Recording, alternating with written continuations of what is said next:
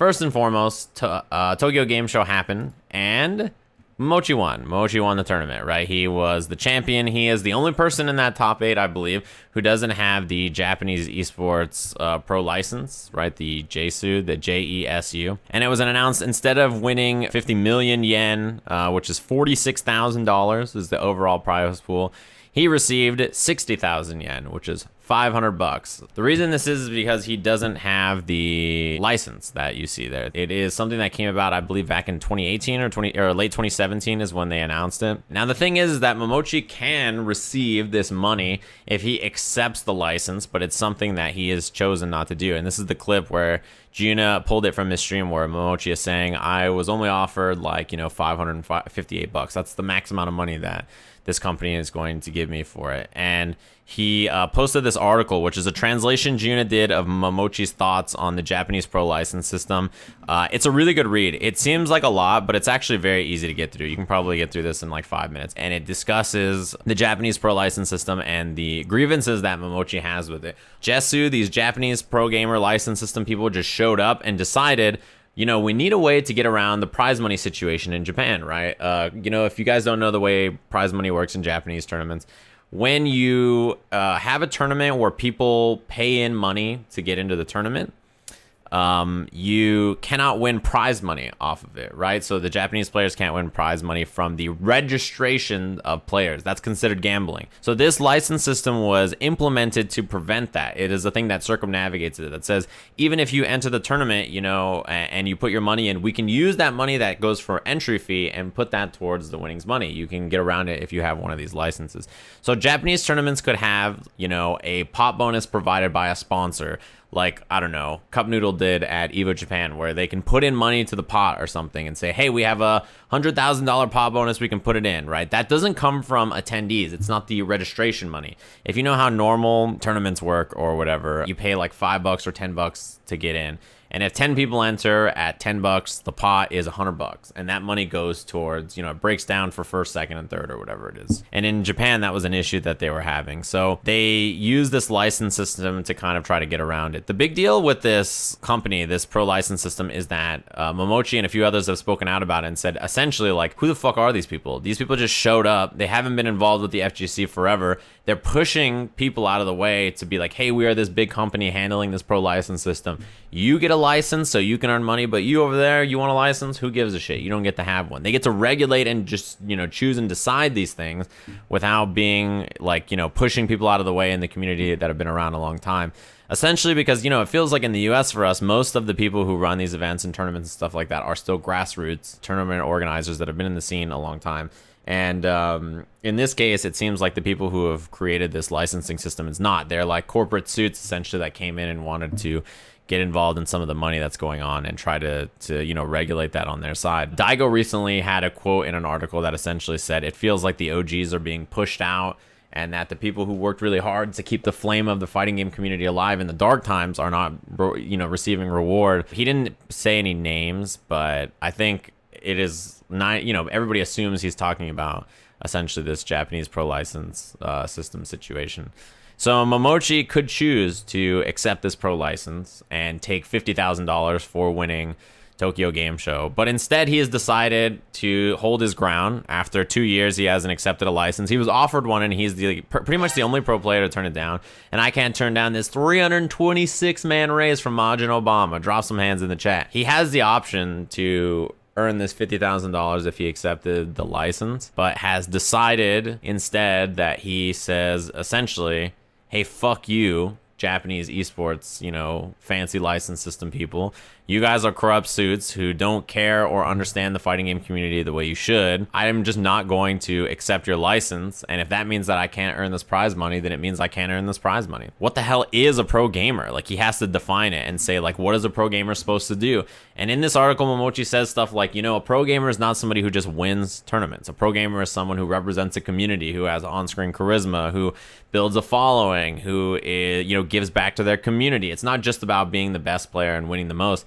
And he fears that, like, if somebody is going to box up what a pro player is from, a corporate level, they're not going to think about these things, and they're not really connected to the scene. And the best part about this is that he won Evo Japan, and he won Tokyo Game Show, the two largest Japanese Street Fighter tournaments this year. He just said, like, what's good? I don't care about this license system. I'm just going to win both of these tournaments. He streamed Smash for 2 weeks. 2 straight weeks, and then said, oh, what up? I guess I'll just win this tournament. So yeah, I assume the company just keeps the prize money.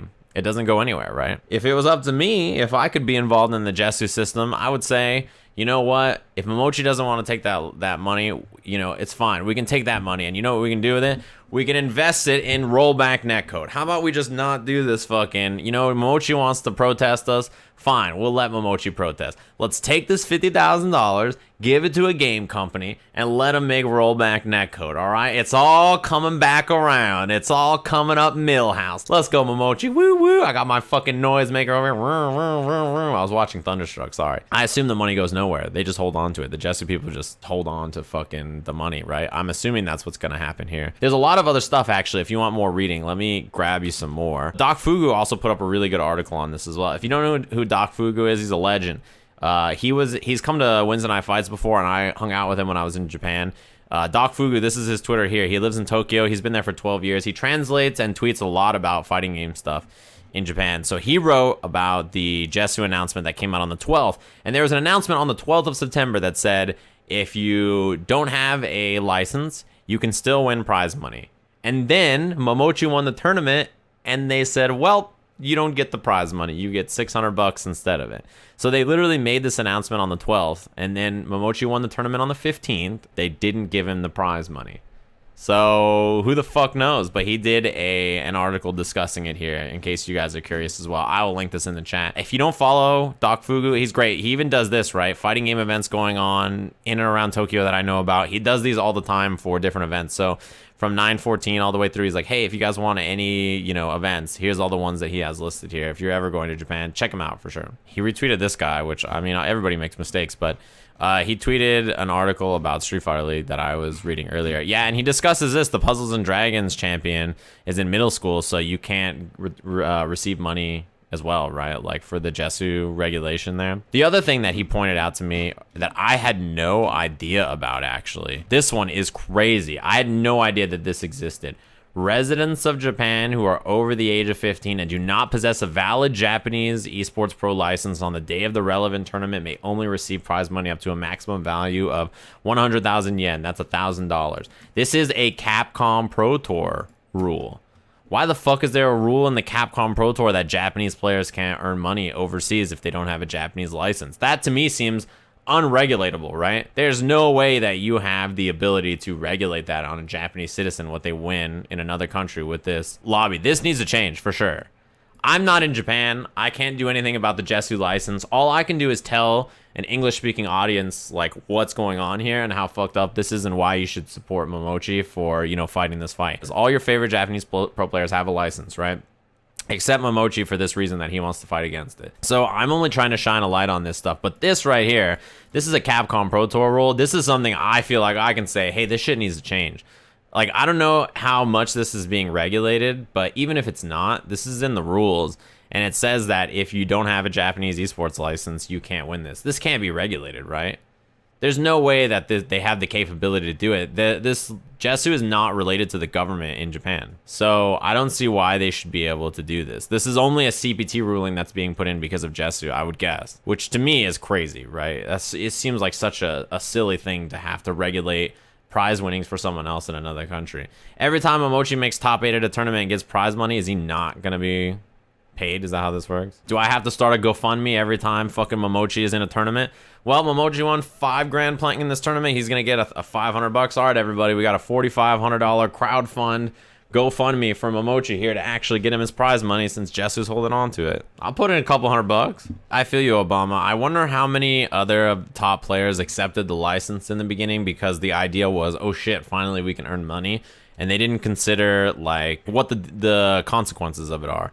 And I wonder if there are other top players who feel the same way. That's like, shit, what are we supposed to do about this? This is a weird spot to be.